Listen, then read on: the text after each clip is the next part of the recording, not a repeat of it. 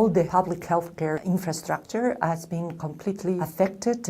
Many of those structures had been literally bombed, and the remaining ones are absolutely non-functional. There's a lack of qualified staff who had moved inside the country away from the more affected areas. There's certainly a lack of supply, there is a lack of equipment and drugs. It's very challenging for the population. It's already people who cannot easily travel. There is insecurity, for sure, but there is also a problem of having the money to pay the fuel for transport. I remember a pregnant woman suffering from placenta previa. She had started bleeding up there in the village, and it took her more than 48 hours to reach the hospital because her family was trying their best to put together some money for the taxi. She came in a very, very serious condition where really she was about to die, and even entering into the OT was not granting that she will survive.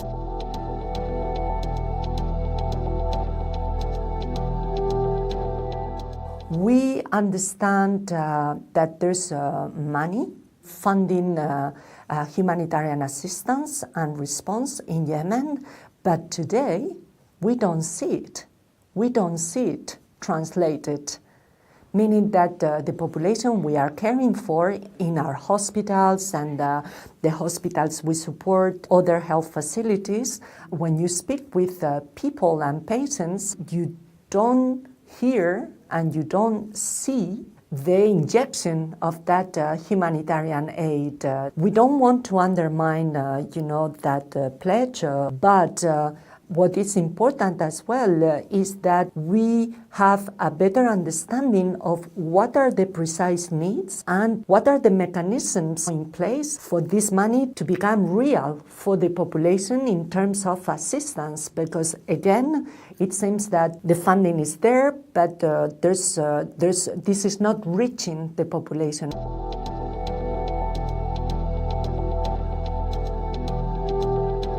MSF is one of the very, very few, if I can say even the only one, that is outside from big towns providing healthcare. It's a massive operation for MSF. It's almost 2,000 MSF people on the spot. We are working in 13 hospitals and health facilities. We are supporting 20 others for active conflict. Today, since 2015, Yemen is the major MSF operation. MSF today has been treating up to now more than 72,000 war injured. It's something that you don't do every day.